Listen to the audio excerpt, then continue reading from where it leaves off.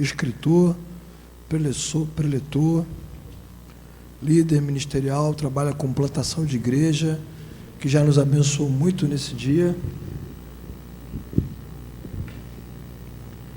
E vai nos abençoar ainda mais agora. Vamos orar por ele nessa noite? Fica à vontade, pastor. Senhor, muito obrigado pela vida do teu servo, que tanto nos abençoou no dia de hoje. Oramos para que o Senhor fale muito através dele agora, nos dirija, nos ilumine, nos impulsione, nos coloque no caminho que o Senhor deseja para nós.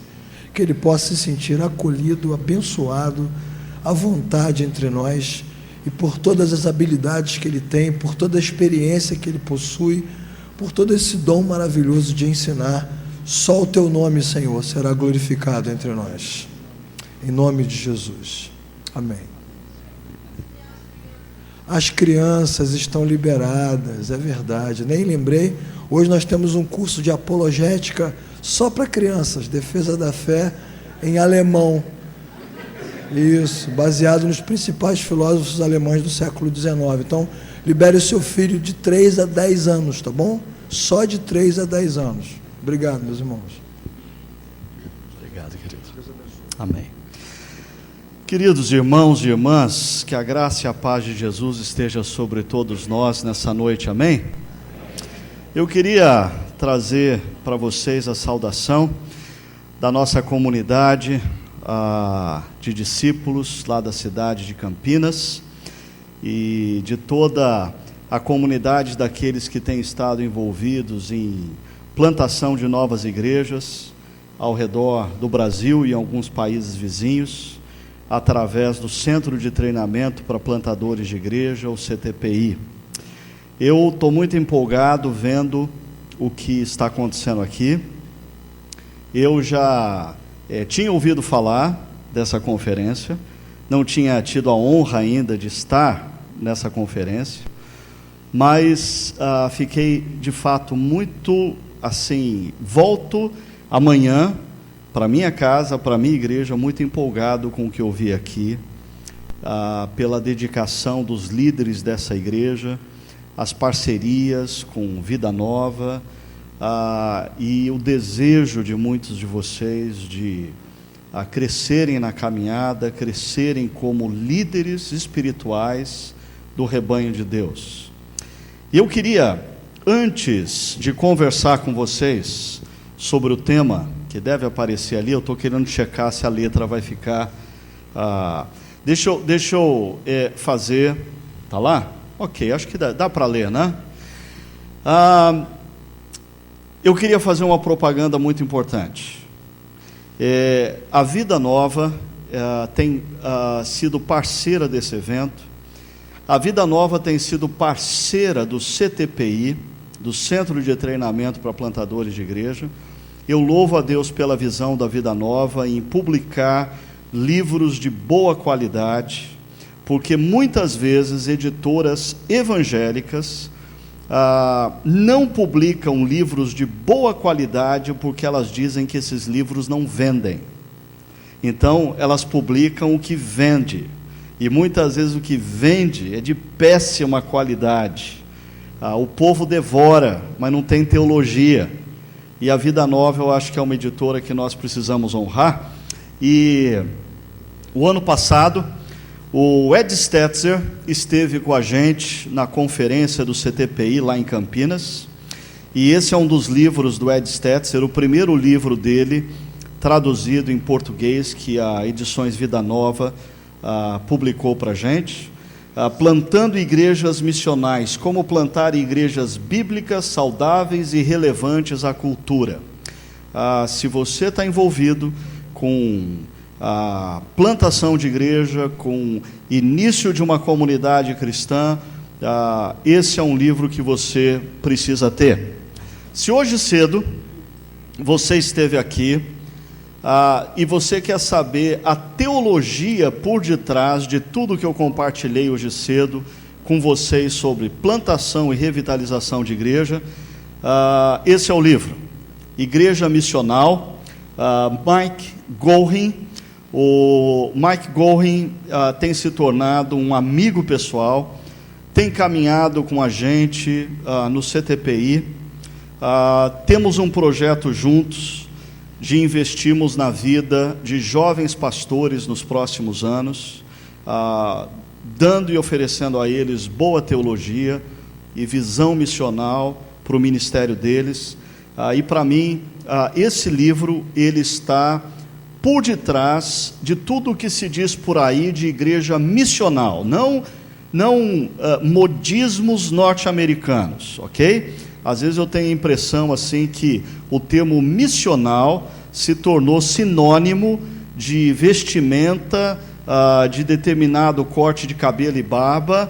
Isso não tem nada a ver com ser missional. Você quer conhecer o que é ser missional biblicamente, leia Mike Gorin.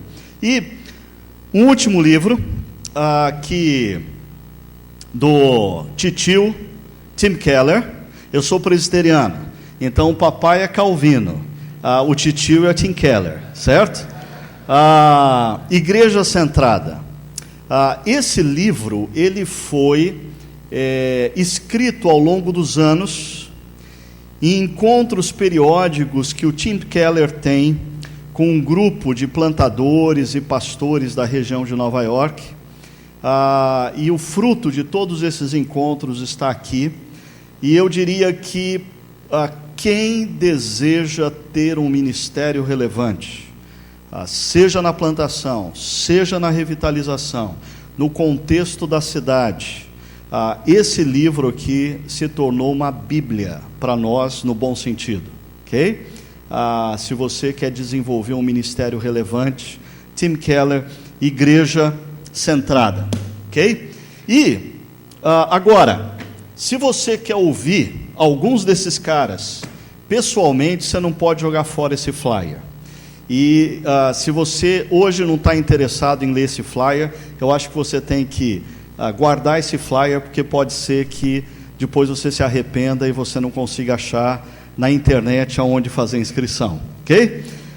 No final de agosto, 30, 31 de agosto e 1º de setembro, uma terça, quarta e quinta-feira, lá em Campinas, no Centro de Convenções Dom Pedro, ao lado, para quem conhece Campinas, do Shopping Dom Pedro, nós vamos ter a 8ª conferência do CTPI, Igrejas Transformadoras, entendendo a cultura, vivendo o Evangelho. Nós temos aí uma série de preletores nacionais, dentre eles alguns que vocês talvez conheçam e bem, Ronaldo Lidório, Hernandes Dias Lopes, os diretores do CTPI, alguns preletores internacionais que são homens, e para quem me conhece, sabe que eu prezo constantemente por pessoas que conciliem bom conteúdo acadêmico com prática ministerial. O sujeito pode ter pós-doc para mim. Se ele nunca plantou uma igreja, se ele nunca trabalhou como pastor, eu não vou abrir oportunidade para ele. Todos os caras que nós trazemos são amigos de caminhada, que conciliam excelência acadêmica com prática pastoral. Tommy Kires é pastor de uma igreja que já plantou 340 igrejas no mundo nos últimos 25 anos. Mike Gorin é um sujeito que abriu mão de posições acadêmicas em seminários importantes nos Estados Unidos para começar um projeto inovador em Phoenix, de formação de novos pastores, de uma forma relacional, de uma forma humana, de uma forma pessoal. Al Bart, ele, para quem não tem Tim Keller, caça com Al Bart, né? O Al Bart é o braço direito hoje do Tim Keller. Ele é responsável pelo network da Redeemer, que é a igreja do Tim Keller na Europa e na Ásia. Ele tem coordenado projetos de plantação ao redor do mundo. Ele vai estar conosco. E Steve Andrews, um amigo querido, pastor de uma igreja chamada Kensington, uma igreja que começou há cerca de 25 anos atrás. Hoje essa igreja tem mais de 20 mil membros. ela tem 16 cultos todo final de semana, e o que mais me empolga nessa igreja não são os números de pessoas que assistem os cultos da Kenston. O que mais me empolga nessa igreja é o número de pessoas engajadas no ministério. É impressionante. E eu acho que isso tem a ver com o fato que Steve Andrews é um grande líder de Deus, um homem de Deus. Ele inspira as pessoas quando ele fala. Ele é um doido. Ele tem, assim, decisões na vida, como, por exemplo, alguns anos atrás eu estava ouvindo uma palestra dele, e ele disse que ele decidiu pegar tudo que ele estava guardando para a aposentadoria, tudo que ele havia pago para a aposentadoria, tirar tudo do banco e dar para a plantação de igrejas. Ele e a esposa dele decidiram o seguinte: eles vão trabalhar até morrer, eles vão ficar sem aposentadoria. Esse é o Steve Andrews. Isso faz as pessoas da igreja dele o seguirem como líder. Ele não é um homem que simplesmente fala, ele encarna o Evangelho. E todos esses preletores nessa conferência, você tem duas oportunidades. Uma, de verem eles dando uma palestra como essa no plenário. A segunda oportunidade, você pode gastar a manhã de quarta e quinta-feira intensiva com eles. Quando você fizer a sua inscrição, você pode escolher uma das trilhas, e aí você vai gastar um tempo de qualidade com esses preletores, numa sala menor, aprofundando tudo o que eles têm para nos oferecer. A gente tem procurado fazer esse evento desde o início, da forma mais barata possível. Não envolvemos, como alguns eventos, hotéis ou coisas parecidas, para o custo ser baixo. Tem gente que vai para Campinas, fica na casa de amigo, fica no seminário presbiteriano, fica no seminário luterano, fica no seminário batista independente, arruma um jeito, fica para sair mais barato e participa desse evento. Então, fica aí o convite para vocês, tá bom? Bem, então vamos ao que interessa.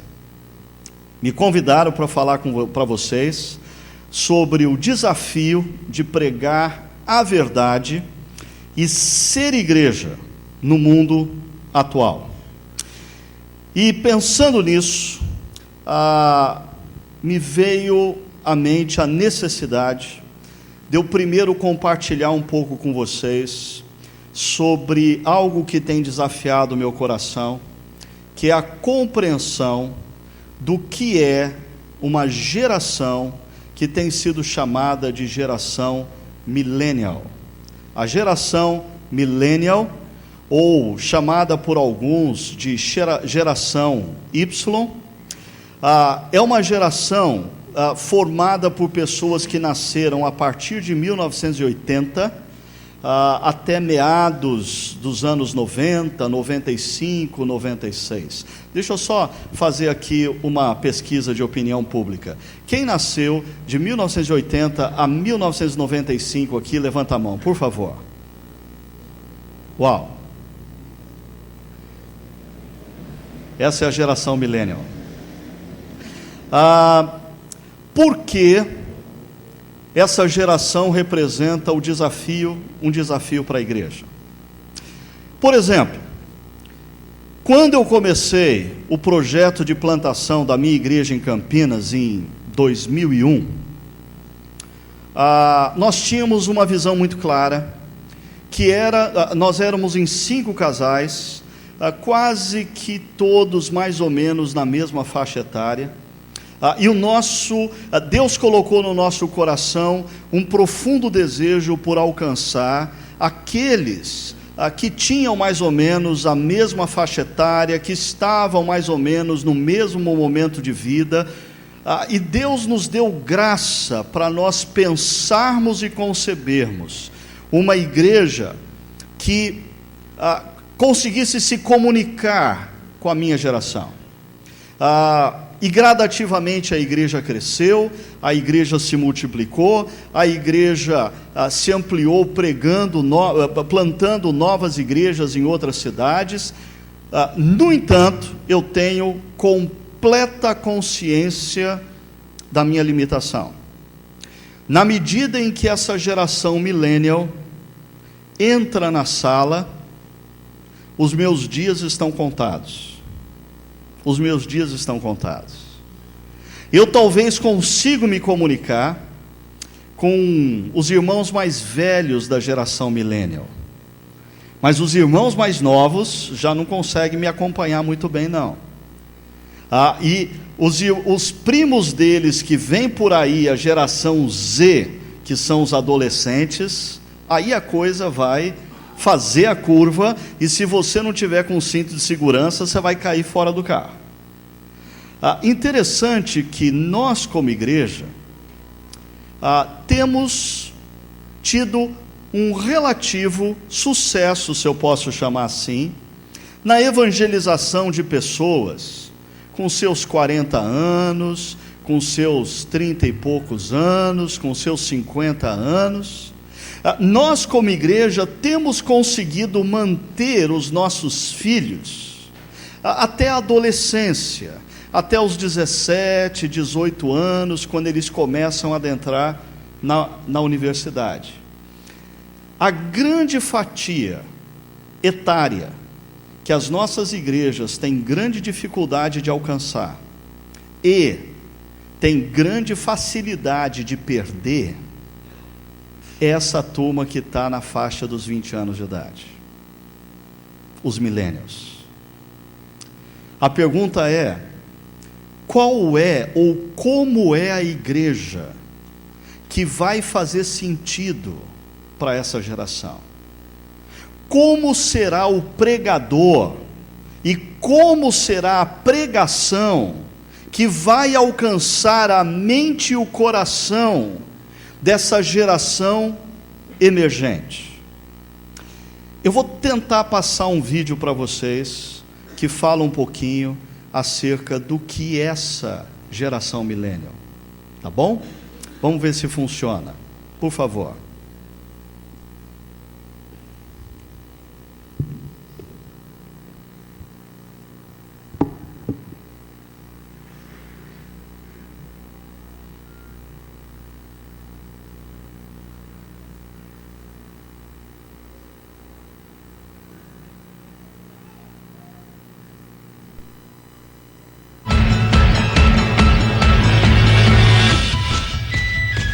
Known as the first global youth, millennials not only have the keys to their house and their domain, they have also taken over the world. Yeah, full access to it. Steered by the internet, their identities are transcending the place they're from.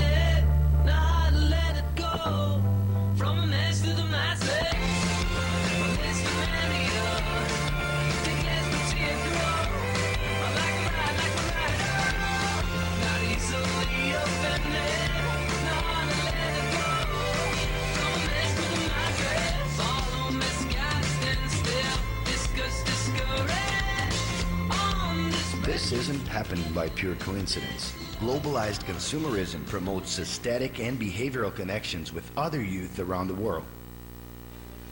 The internet is allowing personal content to gain stratospheric dimensions, where everything can be remixed. Whoa, that's a full rainbow. All the way. Double rainbow. Oh my God.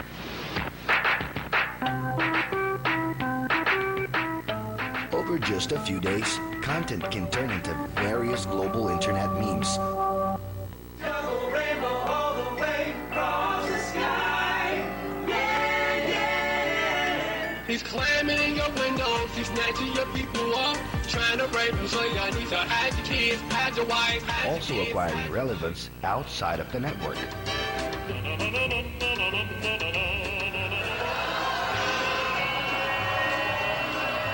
Obviously, all of this has consequences. The excess of information and possibilities is causing this young generation to have general chronic anxiety. It's getting more and more necessary for them to choose the right filters to organize their experiences with all of that content and people in their lives. The fear of being overwhelmed and lost among the crowd forces them to use hyperbolic languages to express themselves. I am like so in love with Twilight. Leave Brittany alone! It's not always easy to understand what millennials are saying. That's because they've developed a non-linear way of thinking that exactly reflects the language of the internet, where an infinity of subjects can be followed at the same time. For these millennials, it is natural to start out with something and end up in somewhere else. But do not panic, it's organic. Today is cool to know and be various things at the same time. It's a lot different than in the 80s when young people had radical vision about the power of groups. You were one thing or another. In the 90s, the power of the tribes was no longer such a cool thing to be associated with. Some started calling themselves normal in order to pass through the different groups. Today, being normal has become boring. And in spite of neutralizing differences, it is cool to express them. All the single ladies, all the single ladies, all the single ladies, all the single ladies, all the single ladies, all the single ladies, all the single ladies. It is possible to be a surfer, DJ, rocker, nerd, cinephile, designer at the same time. We're talking about the most plural youth generation in history. It is a plurality which guarantees that the young can simultaneously recognize themselves even with their personal differences. Their new extended social network has resulted in a bigger number of short-term style personal relationships. It is also visible in their work, in which traditional career plans and hierarchical systems are losing strength. More and more, they want to unite work with pleasure. But that's not so they can achieve a hedonistic lifestyle. Pleasure comes in pre-programmed breaks. Young millennials are pragmatic. They're also more realistic. Their big idols aren't the most idealized figures, but instead are common people who realize small possible dreams that aren't utopic. They are the faces of the new economy, ruled by open source and crowdsourcing and independent initiatives that, with the power of the internet, can have an immeasurable impact. This collective conscience is the zeitgeist of the future, leading to a scenario of opportunities. But it's not easy. The new is always intimidating. A lot of things that were not immediately understood in the past are today considered natural behavior. You can understand and take part, or comfortably sit and follow along. In the end, to be young is sexy and fun, but it's a lot more than that. It comes with questions and big ambitions. If you think you already know enough and are at peace with your place in the world, well then congratulations, you're officially dead. More than ever before, in order to understand the world, it is necessary to understand these youths, who are the catalysts to big changes. And there's an added bonus. To understand the evolution of the world is a search that could keep us young forever.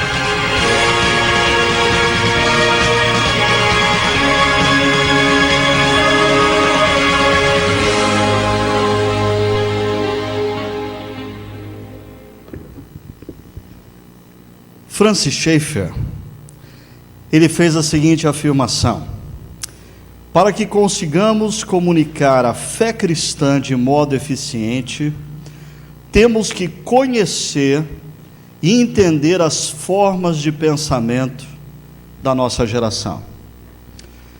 E eu diria que, na medida em que os anos estão se passando, mais e mais, nós vamos ter dificuldade em comunicar a fé cristã dentro dos paradigmas da modernidade, dentro dos paradigmas como nós temos estudado e temos formatado na nossa mente, nos nossos cursos.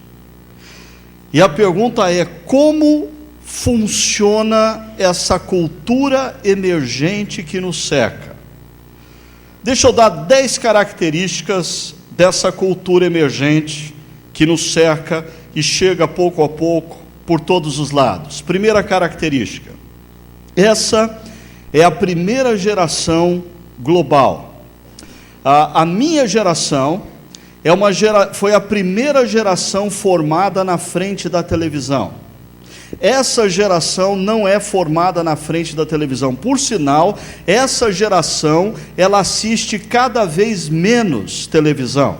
Essa é uma geração formada na frente da internet.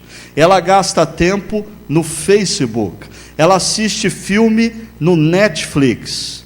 Ela assiste os YouTubers ao invés dos programas de televisão. Ainda, essa é uma geração especializada em remix. O que é o remix? É pegar algo e dar um novo significado àquilo. Pegar algo e reinventar em cima daquilo. Muitas vezes de maneira irônica, como você encontra inúmeros vídeos no YouTube e coisas parecidas. É uma geração que tem excesso de informação. O que nós produzimos de informação hoje, através da internet, é simplesmente impossível por um ser humano conseguir ter acesso e assimilar tudo que é produzido.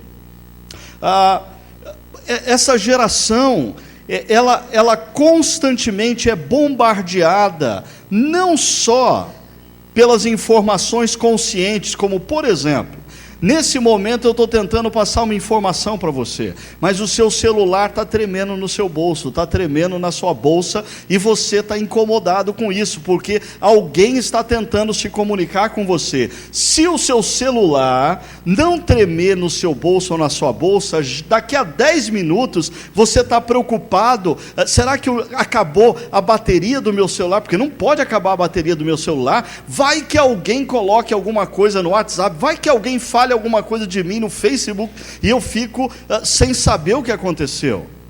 Ainda, é uma geração que tem uma ansiedade crônica por ter e por gerar informação. Ansiedade crônica. Porque essa é uma geração que olha tanto para o celular. Ansiedade. Porque essa é uma geração que tem que consultar tanto o Facebook. Ansiedade.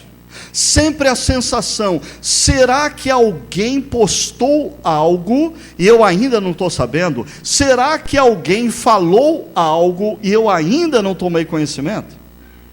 E é não só obter informação, mas gerar informação.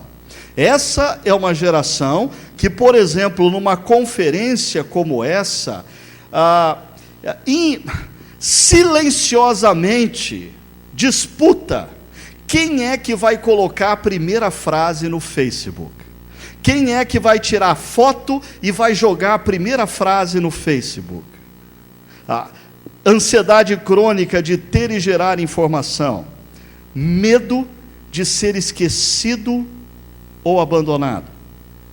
Porque é interessante, antes da geração internet, antes do Facebook, nós vivíamos razoavelmente conformados com o fato de que nós passaríamos pela vida e não seríamos estrelas.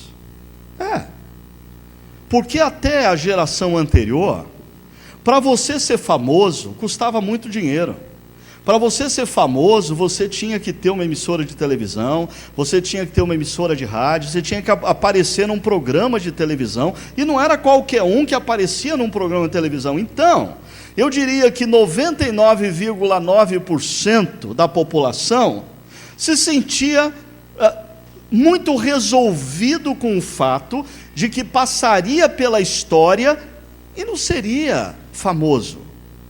Mas o Facebook gerou uma cultura diferente.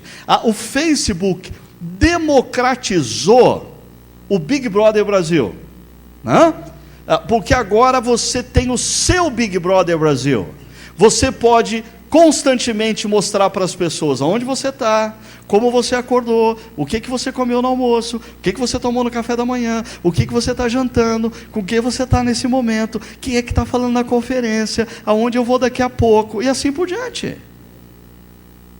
É uma espécie de Big Brother Brasil aberto para todos. Mas isso gera nessa geração um medo de ser esquecido, um medo de ser abandonado. Então, você precisa alimentar a sua imagem. E o que você coloca nas redes sociais, venhamos e convenhamos, não é o que você é. Você coloca nas redes sociais o que você quer que as pessoas pensem que você é.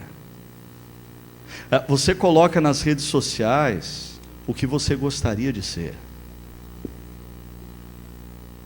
Sexta característica: pensamento e comunicação não linear. Então, eu dou graças a Deus quando eu penso que talvez quando essa geração tomar conta da igreja, eu vou estar aposentando, e aí alguns dos pastores mais jovens aqui vão ter que se virar. Porque eu diria que para essa geração emergente, nós vamos ter que reinventar a forma como nós comunicamos. Porque perceba, a forma como nós comunicamos não é bíblica. A forma como nós comunicamos é cultural. E a forma como nós comunicamos, ela tem o seu berço no século XVI, com o racionalismo, tem o seu refinamento a partir do iluminismo francês, e aí se consolida com a modernidade. Mas a gente tem que tomar muito cuidado com isso, porque tudo isso, esse formato, não é o certo, esse formato é cultural. Muitos de nós, principalmente aqueles envolvidos nas áreas acadêmicas, nos esquecemos que existe um outro lado do mundo, que é o mundo oriental. Em muitos países, em muitas culturas, esse estabelecimento de um pensamento racional linear nem existe. São culturas que trabalham com outro paradigma de comunicação, de transmissão de informação. Agora, essa geração emergente é uma geração que, primeiro, ela pensa como ela navega no computador. Abre uma janela aqui, abre outra ali, abre outra ali, abre outra ali. Mas para você entender melhor, abriu a primeira janela, está pesquisando um conceito teológico, soteriologia. Aí o Dr. Google deu lá vários links, ela clica em um e começa a ler, mas começa a piscar do lado alguns artigos que são oferecidos pelo mesmo site, e tem lá um artigo sobre como conquistar um namorado cristão. Opa, isso interessou mais, daí clica. Aí vai para o site que está falando como conquistar o namorado cristão, e aí começa a aparecer uma imagem de uma promoção de um tênis Nike por um preço... esquece o artigo, clica no tênis Nike. Então começou pesquisando o conceito soteriologia, terminou usando o cartão de crédito comprando um tênis Nike. Visão pluralista da vida, é um mosaico. E essa visão pluralista da vida, ela é muito bem, talvez, ilustrada pela praça de alimentação de um shopping center. Você chega na praça de alimentação de um shopping center com um grupo de amigos, e vocês param no centro da praça de alimentação e olham ao redor de vocês. Tem vários tipos de comida. Tem comida italiana, tem comida japonesa, tem comida chinesa, tem comida americana que é hambúrguer, tem comida a mineira, e aí vai. Você tem N opções de comida. Cada um vai para um lugar. Cada um volta com uma bandeja com um tipo de comida. Todos se assentam em torno de uma mesa. E ninguém julga ninguém. Por quê? Não existe a comida certa. Tudo é uma questão da sua preferência. Isso é uma visão pluralista da vida. E essa é uma geração que trabalha com categorias pluralistas. O problema é que isso não fica só na comida. Fica na sexualidade, fica nos posicionamentos éticos, morais. É um mundo muito parecido com o período dos juízes. Cada um faz o que parece bem aos seus próprios olhos. É uma geração caracterizada pelo consumo e pelo desapego. Eu sempre aqui menciono que quando eu era menino, lá em São Paulo, meus pais me deram um radinho de pilha. E eu me lembro, eu ainda sou capaz de descrever como que era o radinho de pilha. Ele era vermelho, a frente dele era prateada, eu lembro como que era o seletor, eu lembro onde ligava. Eu sou capaz ainda até de, assim, quando eu lembro desse radinho de pilha, sentir a textura dele na minha mão. Por quê? Porque esse radinho de pilha foi o meu companheiro para ouvir os jogos de futebol, para ouvir os programas esportivos e assim por diante, por muitos anos. Talvez por uns 10 anos. Não, ele não durou tanto assim. O seletorzinho dele quebrou, mas eu descobri que se eu apertasse assim um pouquinho, eu conseguia sintonizar a rádio. O lugar onde colocava a pilha quebrou a travinha, mas eu passei um esparadrapo em volta, resolveu. Eu passei 8, 10 anos com o meu radinho de pilha. Quanto tempo essa geração fica com o celular? Qual o nível de apego que se tem ao aparelho celular? E olha, eu diria, você só é apegado ao seu aparelho celular se você foi bobo e comprou em 36 vezes e está na segunda prestação ainda. Se ele já está pago, nem dói em você quando ele cai no chão. Porque no fundo, você fica até torcendo para ele cair e pá, quebrar a tela e você ter um bom pretexto para trocar. Desapego. O problema é que esse consumo e esse desapego não se dá só com o celular. Se dá nos relacionamentos, no casamento, nas amizades, na carreira profissional. Gerações anteriores, trabalhar 35 anos numa empresa era virtude. Para essa geração atual, trabalhar mais de 3 anos numa empresa começa a ficar perigoso, pode sujar a carteira. Pode sujar a carteira. Esse desapego se dá com a igreja. Essa não é uma geração que se engaja para construir uma igreja. Não. Essa é uma geração que consome pregadores. Consome música. E quando a igreja não está oferecendo a música e a pregação que ela quer, troca. Desapego.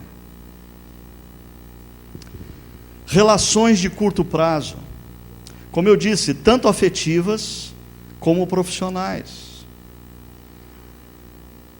10ª característica, realistas. A ausência de utopias e de heróis. E aqui deixa eu falar um pouquinho primeiro sobre os heróis. Essa é uma geração que não acredita no super-homem. Tá? Não acredita. Por uma razão simples. Essa é uma geração que através da internet ficou sabendo que o super-homem caiu do cavalo, ficou tetraplégico e morreu. Não existe super-homem. Deixa eu dar um outro exemplo para você. Você já notou como todos os super-heróis que são recontados para essa geração, eles são mais humanos do que eram quando foram contados para você que tem mais de 40 anos de idade? Você já percebeu que o Batman falha mais do que o Batman que foi apresentado ao pessoal que tem mais de 40 anos? Você já percebeu que, assim, o super-homem tem alguns deslizes a ponto do Batman desconfiar da integridade do super-homem? Isso era inconcebível no passado. Inconcebível.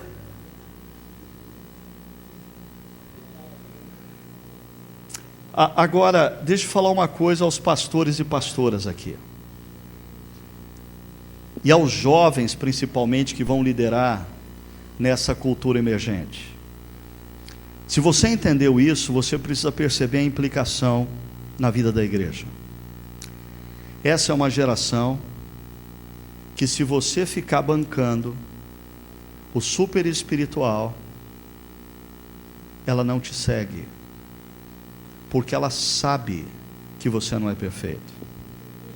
Ela sabe que você não é tudo isso. Essa é uma geração que segue líderes que são íntegros. Mas o que é integridade para essa geração?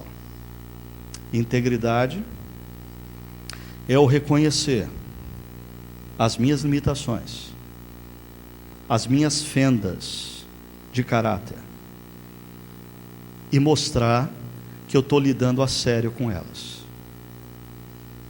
Se eu tentar dizer para essa geração que eu não tenho fendas de caráter, que eu não tenho limitações, essa é uma geração que não me segue. Ela não acredita em super-homens. Pastores, pastoras, que só contam experiências de quando eles acertaram, ou eles parecem super-heróis espirituais no púlpito. Deus responde todas as orações deles. Deus faz milagre todo dia na vida deles. É de manhã, à tarde e à noite. Desculpa. O dia desses supostos super-heróis do púlpito estão se acabando. Os líderes dessa geração emergente precisam ser líderes autênticos.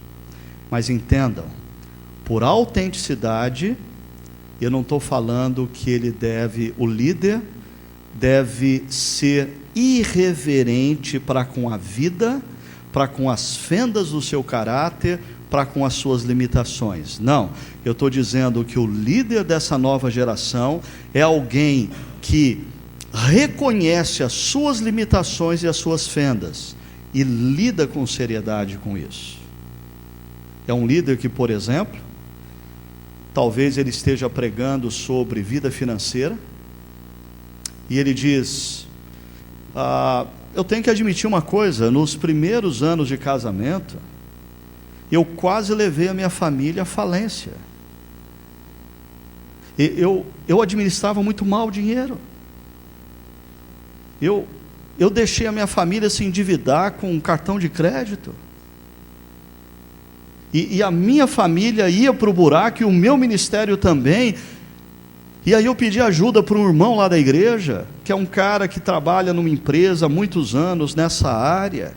E olha, eu louvo a Deus pela vida daquele irmão, porque ele me acompanhou durante 6 meses, 8 meses, 1 ano, até que eu alinhasse toda a minha vida financeira e colocasse em ordem a minha vida financeira e aprendesse a lidar com o que eu ganho.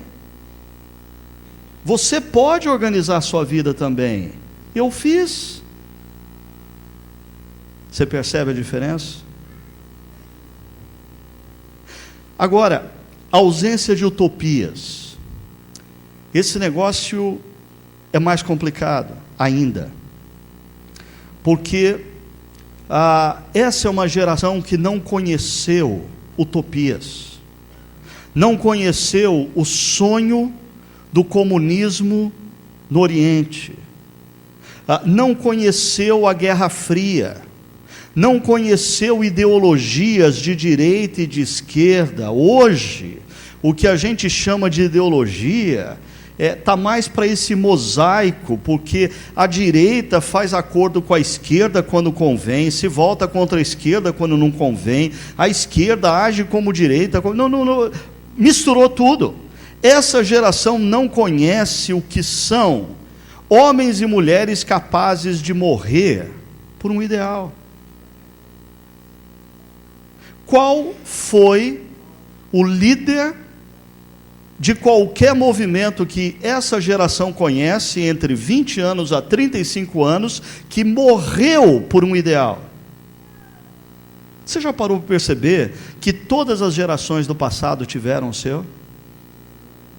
Gerações idolatraram Che Guevara, gerações idolatraram Martin Luther King, gerações idolatraram Mahatma Gandhi. Eu não estou falando aqui da questão teológica, eu estou falando da questão sociológica. Gerações que tinham ídolos. Por quê? Porque esses ídolos tinham sonhos. E uma geração que não tem sonhos, não tem mártires. Alguém já disse que a pessoa que chegou mais perto de ser um mártir para essa geração foi a Lady Diana, que morre num carro perseguida por um paparazzi com o seu amante.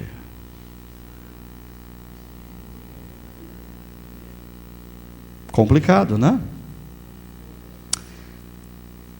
A consequência disso, em alguns países da Europa, por exemplo, jovens ingleses viajando para o Oriente Médio e se alinhando com o Estado Islâmico. Por quê? É uma causa.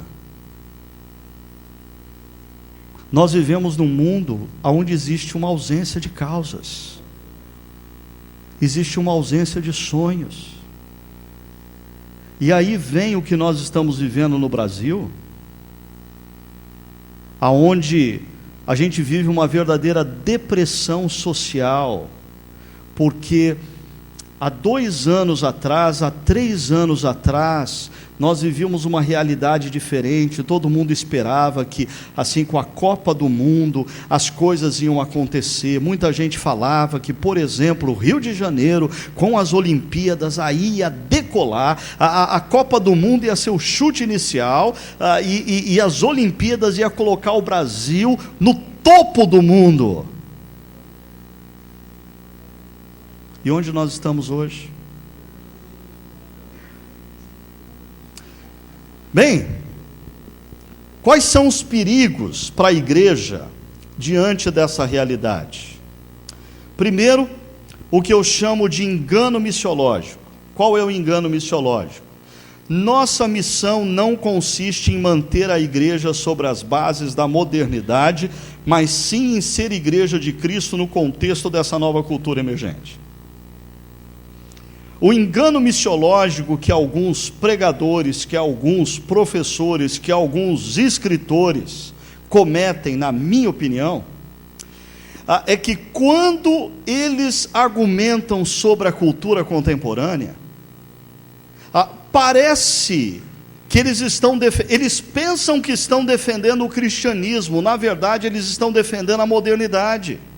Eles acham que a solução para todos os problemas da igreja é a gente pegar o mundo, mas pegar assim um mundo com jeito, com força, e puxar o mundo para trás, e trazer o mundo de volta para as categorias da modernidade. Isso é impossível, não tem volta. Mas isso é um absurdo, pastor. E o outro pensa assim: pastor, mas como vai ser essa geração que não pensa de maneira linear? Nós precisamos resgatar a mentalidade, a racionalidade cartesiana nessa geração. Desculpa, passou, foi, não dá mais para voltar. Agora perceba que quando a igreja sai de Jerusalém e entra no mundo grego, no mundo gentil, e Paulo chega numa cidade chamada Atenas, Paulo vai ter que reformular a maneira como ele pensava enquanto judeu. Ele vai ter que reformular o discurso. A igreja de Cristo, ela nunca defendeu culturas, ela sempre defendeu o evangelho. A igreja de Cristo nunca abraçou culturas. A igreja de Cristo que faz diferença na história é a igreja que abraça o evangelho, e é igreja naquela cultura. Então o desafio não é nós pegarmos o mundo e trazermos de volta para a modernidade. O desafio é nós sermos igreja nesse contexto emergente. Um outro perigo: o engano teológico. A distinção desenvolvida ao longo dos séculos entre os conceitos igreja e missão. O movimento missionário moderno, que começa ali com William Carey, aquele sapateiro que resolve evangelizar os pagãos do outro lado do mundo. O movimento missionário moderno foi muito bom em vários os sentidos, mas o movimento missionário moderno nos deixou uma herança, um equívoco teológico que nós pagamos o preço até hoje. Se você perguntar para qualquer pessoa da sua igreja nesse final de semana o que é missão, eu aposto 9 contra 1 que a pessoa vai dizer assim: missão é o que a Maria está fazendo na África, missão é o que o Joãozinho faz na China, a missão é o que o Juninho está fazendo na Austrália, missão é o que alguns fazem em lugares distantes. Mas um missionário chamado Leslie Newbigin, que gastou toda a vida dele evangelizando a Índia, depois de aposentado, voltou para a Inglaterra e foi dar uma aula num seminário. E quando ele estava dando aula no seminário, ele percebeu que entre os seminaristas, aqueles que seriam pastores nos próximos anos, existiam indivíduos que não criam mais na autoridade das Escrituras, não criam mais na unicidade de Jesus, não criam mais na obra redentora de Jesus feita na cruz. O Leslie Newbigin saiu daquela aula e escreveu um artigo. E nesse artigo ele dizia mais ou menos assim: enquanto nós missionários estávamos evangelizando os pagãos, a Europa foi paganizada. E é com Leslie Newbigin que vai emergir a necessidade da igreja redescobrir a sua natureza missional. Missão não é algo que a igreja faz. Missão não é um departamento da igreja. Missão é a razão de ser da igreja. E a igreja precisa estar engajada na missão, não apenas com aqueles que estão no Japão, mas com aqueles que estão do outro lado da rua. Porque o mundo que nós vivemos demanda cristãos que tenham postura missionária. A sociedade que nós estamos vivendo demanda discípulos de Cristo engajados numa vida missional. Deixa eu dizer mais uma coisa aqui. Durante a modernidade, a evangelização se dava por você convencer o outro de que o seu argumento era lógico e racional. 4 leis espirituais. O cara ouvia e falava assim: faz sentido. Como que eu faço para me tornar, então, discípulo de Jesus? Aí vinha a elaboração. Você deve orar, confessar os seus pecados, se render a Jesus, e hoje mesmo você estará salvo, e o Espírito Santo vai ser derramado sobre você, e assim por diante. Na modernidade, pessoas se convertem porque elas foram convencidas na mente. Nessa cultura emergente, pessoas não seguem ideias, pessoas seguem pessoas. Nessa cultura emergente, primeiro, o seu amigo vai se render a você, ao seu cuidado por ele, ao seu amor por ele, ao seu interesse por ele. E quando ele estiver convencido do seu cuidado por ele, do seu interesse por ele, do seu amor por ele, ele vai ouvir o que você tem a dizer sobre Jesus. Nessa cultura, essa não é uma cultura que segue ideias, essa é uma cultura que segue pessoas. Prova disso, você só clica em links no seu Facebook baseado em quem mandou o link. Se você tem uns 2, 3 caras que é referencial para você, tudo que ele mandar, você vai clicar. Ou não? Perdão, tem a turma aqui que está ainda naquele método antigo chamado e-mail, né? Então, deixa eu explicar isso na linguagem do povo do e-mail. Quando você recebe um e-mail, você tem medo que seja vírus, e você só clica no link se a pessoa que te mandou é alguém confiável. Se é alguém que você não conhece, você não clica. Nesse mundo, evangelização impessoal vai ser um fracasso. Nesse mundo, comunicação do evangelho sem relacionamento não vai dar em nada. Primeiro as pessoas vão se render a você, depois elas vão se render a quem você segue. Porque elas vão passar a seguir quem você segue. Perceba, isso aumenta a nossa responsabilidade de coerência de vida. Essa é uma cultura que demanda não apenas palavras, mas vida. Um terceiro perigo, o engano estratégico. Opção por tornar-se um gueto cultural, ao invés de uma comunidade que influencia e transforma a cultura como sal da terra e luz do mundo. Porque esse é um perigo real. Um perigo constante na história. A igreja, diante de uma cultura emergente que assusta, como ela não sabe lidar com essa cultura, e como ela está mais confortável com a cultura anterior, ela começa a criar muros, ela começa a levantar os muros, ela começa a colocar cercas eletrônicas, ela começa a fazer um monte de atividade para adolescente e jovem, todo dia, um monte de atividade para casais, todo dia, um monte de atividade para criança, todo dia, para manter todo mundo guardadinho contra os perigos deste mundo. Só que daí, a gente está indo na contramão do que Jesus orou em João 17.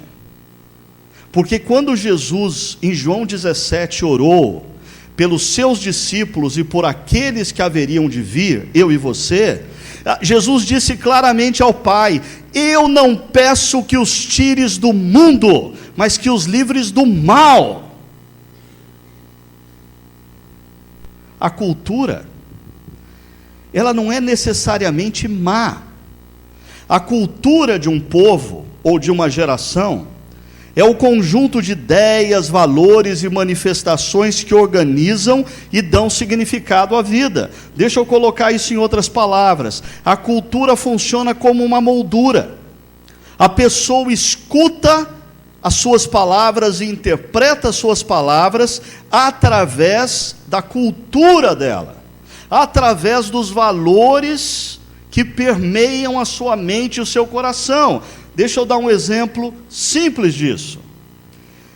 Se uma pessoa teve uma experiência complicadíssima na infância com o pai, e você diz: porque Deus é Pai, confie nele. Essa pessoa, ela não entende a sua mensagem a partir da sua categoria. Ela entende essa mensagem através da moldura dela.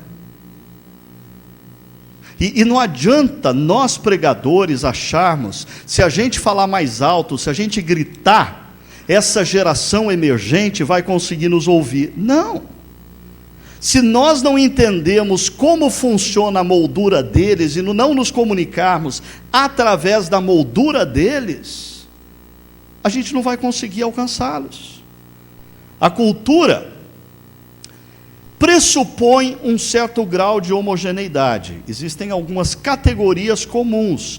No entanto, toda cultura tolera certa diversidade, subculturas. Por exemplo, a cultura gospel. A cultura gospel tem uma certa homogeneidade. Na cultura gospel, todos nós falamos aleluia, todos nós falamos paz do Senhor, todos nós falamos amém, mas dentro da cultura gospel tem as subculturas. Tem os presbiterianos, sorveterianos, tem os mais avivados, tem até os neopentecostais, que possuem, cada um deles, valores e categorias um pouquinho distintas. 4. A compreensão da cultura é fundamental no processo de comunicação. Quando Deus me desafiou a começar uma nova igreja na cidade de Campinas, e Deus me desafiou a alcançar pessoas com as quais eu nunca tinha vivido na minha vida, para as quais eu não fui preparado. Eu vim de uma família pobre. Meu pai levou eu e a minha mãe para São Paulo, quando eu tinha 4 anos de idade, para morar numa casa de fundos, da Vila Ema, no Sapopemba. Se você sabe quão longe é esse lugar, quando eu era criança era mais longe ainda. Era mais longe ainda. Eu sempre estudei em escola pública. Eu não tive uma formação privilegiada.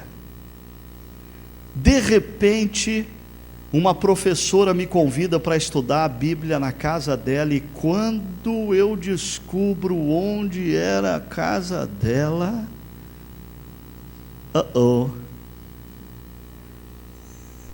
eu não sirvo para esse mundo. Eu não sei falar para essa gente. E toda vez que eu ia na direção daquela casa, quinta-feira à noite, pensando comigo, hoje vai ser o último dia, eu vou dizer: não, eu não vou voltar, porque eu não sirvo para falar para essas pessoas. Quando eu estava falando, alguém começava a chorar, e a pessoa se rendia a Jesus, e eu não sabia o que fazer, e eu voltava para casa dizendo: na próxima semana eu converso com a dona da casa, que eu não volto mais.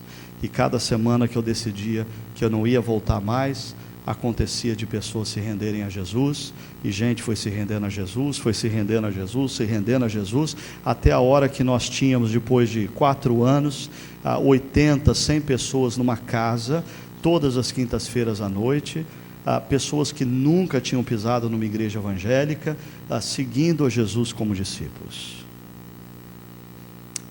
E aí eu não tinha outra opção a não ser aceitar o desafio que Deus tinha me dado.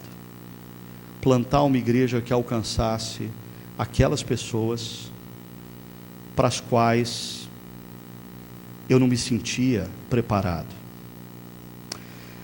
Mas eu me lembro que eu tomei uma decisão. Naquele momento, e agora, assim, como ninguém é perfeito, tem uma parte agora que o pessoal da Vida Nova não vai gostar. Mas eu tomei a decisão que eu, como pastor, não ia ler mais tanto livro evangélico. Eu tomei a decisão que eu ia parar na frente daqueles 10 livros mais vendidos toda semana, e eu não ia me dar o direito de não ter lido 3 daqueles livros. Por quê? Porque eu decidi que eu precisava compreender a cultura das pessoas para as quais Deus me enviou. Se você pegar Atos 17, Paulo, antes de fazer o discurso no Areópago, diz o texto que Paulo andou pelas ruas de Atenas e ele observou atentamente os valores da cultura, como que eles funcionavam. O problema é que a maioria de nós pregadores prega hoje do mesmo jeito e com as mesmas categorias que pregava há 20 anos atrás. Por quê? Eu disse no início, eu dou graças a Deus pelo que eu estou vendo esses dias aqui. Uma igreja e instituições preocupadas em oferecer para alunos, para líderes, para pastores, para pastoras, consistência bíblica teológica. Louvado seja Deus por isso. Mas eu vou dizer uma coisa que pode chocar. Eu conheço vários pregadores que são altamente bíblicos, e a igreja deles não cresce. Sabe qual que é a resposta deles? É porque eu prezo pela qualidade, não pela quantidade. Eu não estou preocupado com quantidade. Jesus também não estava preocupado com a quantidade, e no primeiro sermão de Pedro, 3.000 se converteram. O problema é que esses pregadores que suas igrejas não crescem, eles começam às vezes demonizar toda igreja que cresce. Se cresce tem problema. Não. Está crescendo tem problema. Algum problema tem. Se está crescendo é porque não é bíblico. Quem disse isso? Então Pedro não era bíblico. A igreja de Atos dos Apóstolos não era bíblica. Sabe por que existe a possibilidade de pastores ou pregadores serem altamente bíblicos e não verem as suas igrejas crescerem? Porque eles estão pregando a Bíblia, mas eles não estão ouvindo as perguntas das pessoas. Então eles estão pregando respostas que ninguém está perguntando. Logo, se você quer pregar com integridade e relevância, você precisa conhecer a Bíblia, você precisa conhecer métodos sérios de interpretação bíblica, hermenêutica. Se possível, você deve conhecer exegese, você deve ir a fundo, porque você tem que ser bíblico. Mas cuidado, se você não conhecer a cultura do povo para quem você está pregando, você vai ser bíblico, mas você vai ser irrelevante. Mas eu vou estar sendo fiel porque eu estou pregando a Bíblia. Não, você não está sendo fiel. Você não está sendo fiel. O profeta no Antigo Testamento, ele descreve a situação e depois diz, assim diz o Senhor, acerca do quê? Do que ele viu. Então os profetas do mundo atual precisam também saber descrever o que está acontecendo, precisam saber o que está acontecendo na vida das pessoas, precisa conviver com os homens e mulheres, precisa entender a cultura, precisa saber quais são as angústias, precisa ler jornal, precisa ler revista, precisa ler livro, precisa perceber quais são as grandes aflições do povo brasileiro. Se não, prega biblicamente, mas não alcança a necessidade de ninguém. Por quê? Porque a palavra de Deus não se propõe a ser um fim. A palavra de Deus se propõe a ser um meio para a transformação de homens e mulheres. Você precisa conhecer homens e mulheres da sua cultura. Assim, John Stott diz: a igreja de cada geração deve procurar traduzir a fé para o homem, para o idioma contemporâneo, a fim de relacionar o mundo imutável com o mundo em mudanças. Mas a tradução é uma interpretação da mesma mensagem numa outra linguagem. Não se trata de uma nova composição. Percebe? Eu vou dar um pulinho aqui. O pessoal lá de trás, por favor, me acompanha. Pegando aqui o estudo de caso em Atenas, porque para mim Atenas tem sido um ícone desse desafio de nós entregarmos a mesma mensagem, como diz John Stott, a um mundo diferente, a uma cultura diferente. E quando eu leio, depois você vai ler com mais calma Atos 17, primeiro, eu encontro em Atos 17 que a pregação numa cultura nova para o cristianismo, essa cultura se torna um espaço de diálogo. Olha só o que diz Atos 17, 19. Então, o levaram a reunião ao Areópago, onde lhe perguntaram.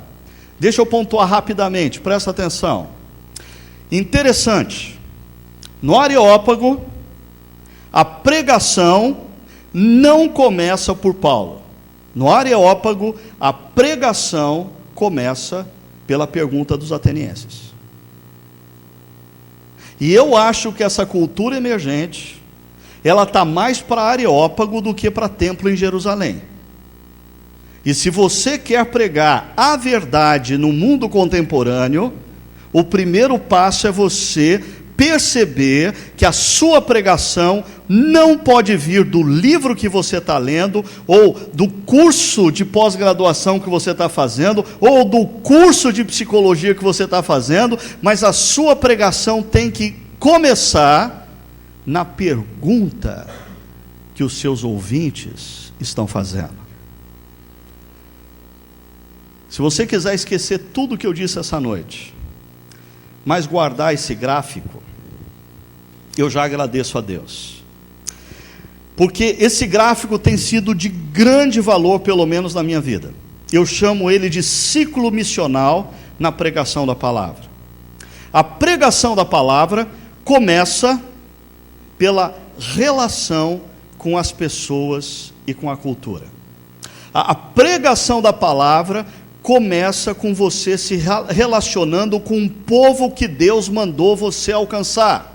Lembre-se, essa não é uma geração que acredita em super-homens. Então, se você ainda é daquele modelo de pastor que não se relaciona com as pessoas, que aparece no púlpito de domingo assim, manda botar gelo seco, sobe aquela fumaça, daí você aparece, aí você prega, manda bala, aí manda o povo orar, e o povo está orando, aí sobe gelo seco outra vez, e você desaparece, ninguém sabe onde você está a semana toda, porque quanto menos as pessoas conviverem com você, mais santo elas vão achar que você é. Esse modelo está fracassado. Primeiro, esse modelo não é bíblico. Jesus não fazia isso, Paulo não fazia isso. O líder cristão é servo. Jesus, ele andava tanto tanto no meio das pessoas, que quando Judas o entrega, Judas tem que fazer um acordo com os soldados de um código, para que os soldados identifiquem quem é Jesus. Nos últimos anos eu ouvi de vários amigos conselhos do tipo: Ricardo, você tem que parar com esse negócio de ficar lá pastoreando, aconselhando, discipulando. Você tem que só pregar, você não dá conta. Prega por aí, você vai abençoar pessoas na sua igreja. Prega, só prega, não aconselha ninguém, não discipula ninguém. Você não está para ninguém, deixa os outros fazer isso. Você fica no seu escritório lendo, preparando a mensagem, porque essa é a área que Deus quer te usar. Eu digo, desculpa, talvez para um professor de uma universidade esse conselho sirva, mas para um pregador, se você não ouvir quais são as perguntas, você perde a relevância. O segundo passo é identificar as perguntas. As perguntas revelam as crises das pessoas, revelam os anseios das pessoas, revelam os ídolos que precisam ser sabotados através do Evangelho. Se você tem as perguntas, terceiro passo, aí você vai para as Escrituras. A pergunta emerge dos ouvintes. Em Atenas é assim que funciona. No Areópago é assim que funciona. Na cultura contemporânea é assim que funciona. Se você não ouvir qual é a pergunta, você não tem como buscar a resposta na Bíblia. Alguém já disse no passado que o pregador deveria ter numa mão a Bíblia, na outra mão o jornal do dia. Eu diria, o pregador tem que ter numa mão, além do jornal, as perguntas, os anseios, o conhecimento de quais são os ídolos das pessoas que ele pastoreia. Na outra mão ele tem que ter a Bíblia, a hermenêutica, a exegese, a homilética. E aí vem a pregação com integridade e relevância. Integridade tem a ver com conteúdo, relevância tem a ver com a cultura. O conteúdo das Escrituras é inegociável. O Evangelho é inegociável. Mas a forma como eu apresento o Evangelho, a maneira como eu comunico o conteúdo, é flexível. E eu preciso estar atento às transições. Eu ia mostrar alguns modelos para vocês, mas o tempo está avançado. Eu vou logo para o segundo ponto aqui do estudo de casos de Atenas. Em Atenas é um espaço de interesse. Olha que interessante, os mesmos homens que perguntam a Paulo diz: podemos saber que novo ensino é esse que você está anunciando? Eu não vou me alongar muito nesse ponto. Eu só vou dizer algo para vocês e vocês vão ter que ficarem atentos para ver se o que eu estou falando é verdade ou não. Mas eu creio que nós vivemos num contexto cultural aonde inúmeras pessoas do lado de fora da igreja estão em busca de Deus. Elas estão buscando Deus em coisas erradas. Elas estão buscando Deus em pedra, em mineral, buscando Deus das formas mais esdrúxulas possíveis. Mas eu tenho uma tese: elas estão buscando Deus de forma errada porque elas não conseguem entender o que a igreja diz. Elas não conseguem entender a mensagem da igreja. Por que eu digo isso? Porque em toda a experiência que eu tive nos últimos 15 anos, de entrar em contato com pessoas não cristãs, e comunicar a eles o que significa a vida em Jesus, na maioria das vezes, Eu tive pessoas que disseram: eu quero conhecer mais desse negócio. Você podia se encontrar comigo mais vezes?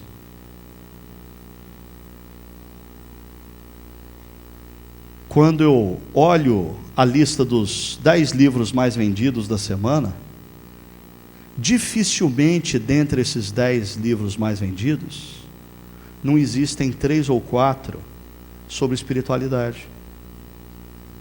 As pessoas estão em busca. O problema, elas estão buscando da forma errada. Por quê? Porque elas não conseguem entender o que nós estamos pregando. Terceiro, é um espaço de respeito. Paulo começa o discurso dele dizendo: atenienses, vejo que em todos os aspectos vocês são muito religiosos. Agora, se você ler o texto com atenção depois, você vai identificar que Paulo, num determinado momento, vendo a idolatria em Atenas, por dentro ele fica irado, ele é tomado por uma ira, mas quando ele se comunica com as pessoas daquela cultura, ele respeita. Nós vamos ter que aprender a dialogar e não gritar. Nós vamos ter que aprender a ouvir pessoas que pensam diferente da gente e não franzir a testa, porque você não está mais evangelizando em Jerusalém, aonde todo mundo concorda com tudo que você crê. Agora você está evangelizando em Atenas. Simples assim. Em Jerusalém, todo mundo concordava que Deus é o Criador, que Deus fez homem e mulher, que Deus quer um casamento e uma família para sempre. Em Atenas, existem vários deuses, homem e mulher. Se um homem quiser transar com um homem, pode. Se uma mulher quiser transar com mulher, pode. Família. Se você está pregando para Atenas, presta atenção.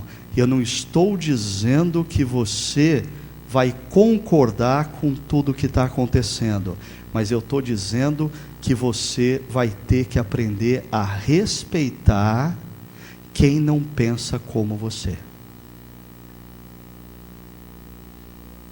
Quantas vezes, lidando com essas pessoas, eu não tive diante de pessoas e eu aprendi uma coisa. Eu brinco, esse negócio de não franzir a testa, né? Você tem que exercitar, porque às vezes chega um cara assim, cara 60, 70 anos, do lado, uma menina de 18 anos, e você fica com medo de errar, então você fala: não vou perguntar para ele se é filha, porque deve ser neta.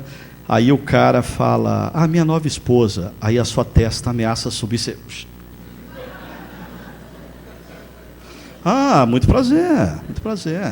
Vocês estão casados há quanto tempo? Que joia. Vamos marcar um dia para a gente tomar um café, conversar. E se o cara aparece, trazendo um outro cara do lado dele, e ele diz assim: pastor, esse é o meu atual companheiro, e a gente estava precisando conversar um pouco com o senhor essa semana. O senhor teria um tempinho para nós? Segura a testa. Não franze. Não. Lembra, você não está em Jerusalém, você está em Atenas. Gente, eu acho que um dos grandes problemas de alguns apologistas cristãos, de alguns ditos teólogos cristãos que defendem a sã doutrina, por favor, escutem o que eu estou dizendo com carinho e com atenção. Nenhum problema em nós crermos no que a palavra diz. No entanto, Atenas é um mundo pluralista. Atenas não é o nosso mundo. Atenas é um território da outra cultura. Em Atenas, nós precisamos aprender que nós não vamos impor o que a gente crê. E a gente vai ter que respeitar, porque o primeiro passo para a pessoa se render ao Jesus que eu sigo, é ela me seguir. Ela se sentir respeitada por mim, amada por mim, cuidada por mim. E a parte que o pessoal mais gosta, terminando, é um espaço de confronto. Paulo diz: andando pela cidade, observei cuidadosamente seus objetos de culto e encontrei até o altar com essa inscrição: ao Deus desconhecido. Ora, o que vocês adoram, apesar de não conhecerem, eu lhes anuncio. E Paulo começa então a anunciar, e ele começa a entrar, quando ele começa a pregar o evangelho, ele passa por pontos inegociáveis, como a ressurreição de Cristo. E quando ele passa por esse ponto, os caras gritam: ah, não, Paulo, desculpa, sobre esse negócio a gente vai ouvir mais tarde. Os outros começam a brincar e a fazer piada com Paulo, mas alguns se rendem.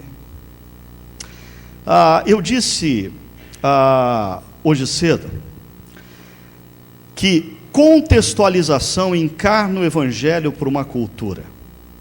É o processo através do qual nós apresentamos o evangelho para pessoas com uma visão de mundo bem particular, de forma que nossos ouvintes possam entender. Agora presta atenção no que o titio Tim Keller vai falar agora. Contextualização não é dar às pessoas o que elas querem, mas sim dar as respostas de Deus, as quais elas podem não querer, para perguntas que elas estão fazendo, e de uma forma que elas possam compreender. Foi o que Paulo fez.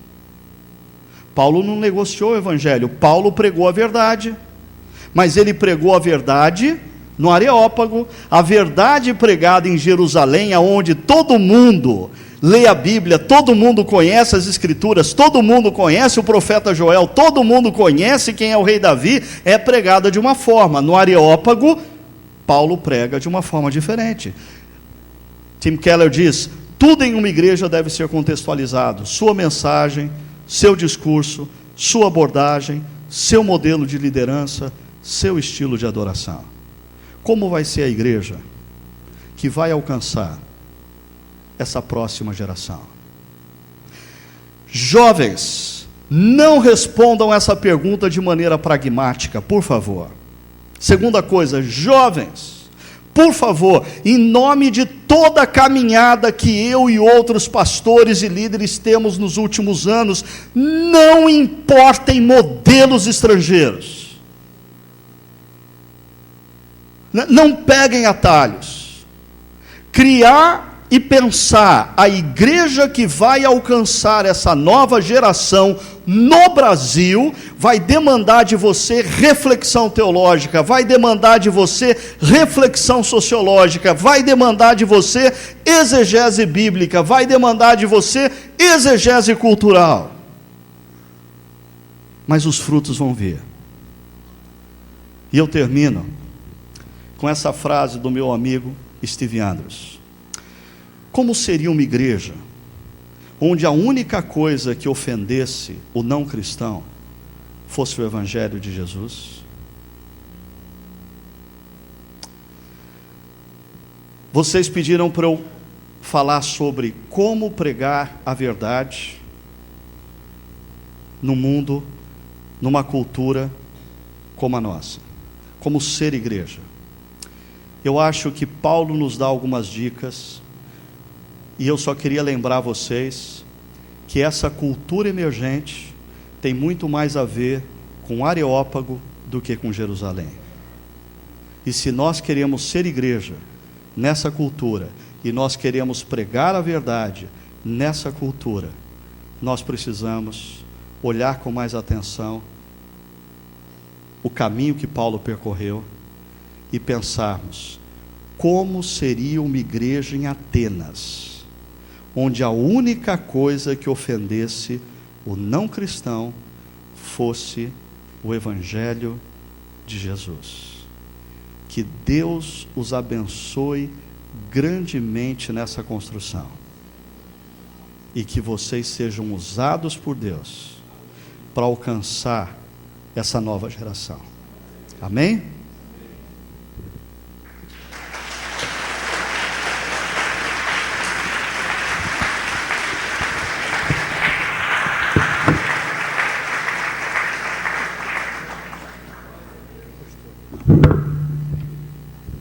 Meus irmãos, vamos ficar de pé. São 10 horas. Você nem percebeu. Se ele ficasse aqui até 3 horas da manhã, você não ia perceber. Amanhã de manhã nós não temos workshop. Eu queria pedir aos irmãos que aguardassem para nós orarmos, tá bom? Vamos orar, vamos encerrar. Amanhã de manhã não tem workshop, tá bom? Não tem de manhã, só à noite. Jonas Madureira. Quero agradecer ao pastor Ricardo Agreste, que nos atendeu tão carinhosamente. Foi um dia só de convívio, mas foi um dia muito abençoado, muito intenso, né? Bom demais. Eu queria orar com você para abençoar a vida dele e agradecer ao Senhor. Você pode orar comigo? Feche seus olhos. Senhor, nós nos curvamos diante da Tua presença nessa noite e apresentamos ao Senhor, diante do que ouvimos, as nossas limitações, as nossas dificuldades. Colocamos diante do Senhor também as nossas estradas, o nosso caminho, porque cada vez que somos confrontados, como fomos hoje, fica evidente que precisamos ser guiados pelo Senhor. O Senhor é o nosso pastor. Precisamos que o Senhor nos ajude, porque temos a tendência a ter tudo formatado e definido na nossa cabeça. Há muitos obreiros aqui que são muito bons de trabalho, e às vezes nós trabalhamos muito sem pensar. Então nós queremos nos humilhar diante do Senhor nessa noite. Queremos ir para as nossas casas pensando como podemos trabalhar para ser aprovados pelo Senhor.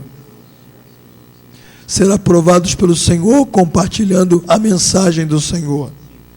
E levando essa geração onde nós estamos apontando para o Senhor. Ó Deus, nos ajude. Nos ajude a te servir de forma plena, Senhor. A cumprir o nosso trabalho. Nós não somos a geração do século passado. Nós somos essa geração. O Senhor não nos plantou no século XIX. O Senhor nos plantou aqui agora, neste lugar. Nas nossas igrejas e comunidades. E se o Senhor fez isso na nossa vida, isso é bom, porque tudo o que o Senhor faz é bom, e sábio, e justo, e no tempo certo. Então, por favor, Senhor, sopre o Teu Espírito sobre nós, para que sejamos obreiros capazes de carregar a Tua verdade como bandeira na nossa vida, seja onde for, de que forma for. Nos ajude, Senhor, a ser aprovados por Ti neste trabalho, para que só o Teu nome, não a nossa igreja, nem os nossos modelos, instituições, nem a nossa reflexão teológica, ó Senhor, nos ajude para que só o Teu nome seja glorificado entre nós. Obrigado pela vida do pastor Ricardo Agreste. Abençoe a sua vida, o seu ministério, a sua família, a sua igreja, a sua liderança, os seus projetos, o CTPI. Ah, Senhor, derrame sobre ele a Tua graça. Abençoe cada irmão que está aqui neste lugar, suas famílias, suas igrejas, seus ministérios. Eu sei, Senhor, que com encontros como esse, muitas vezes despertam crises dentro de nós, mas que essas crises sejam boas, Senhor. Eu oro para que cada irmão nessa noite, que uma crise se despertou dentro dele, que esta crise seja boa, que o empurre para um novo momento na sua caminhada. Uma crise que não nos paralisa, que não nos perturba, a ponto de nos deslevar para algo ruim, mas uma crise que nos perturba para procurarmos melhorar na Tua presença. Então que cada um volte para casa hoje, Senhor, abençoado pela Tua presença, pela Tua palavra, pela Tua graça, em nome de Jesus. Amém, meu irmão? Dê um abraço no seu irmão. Boa noite. Amanhã, 7:30 da noite, estaremos aqui juntos para encerrar a Semana Teológica.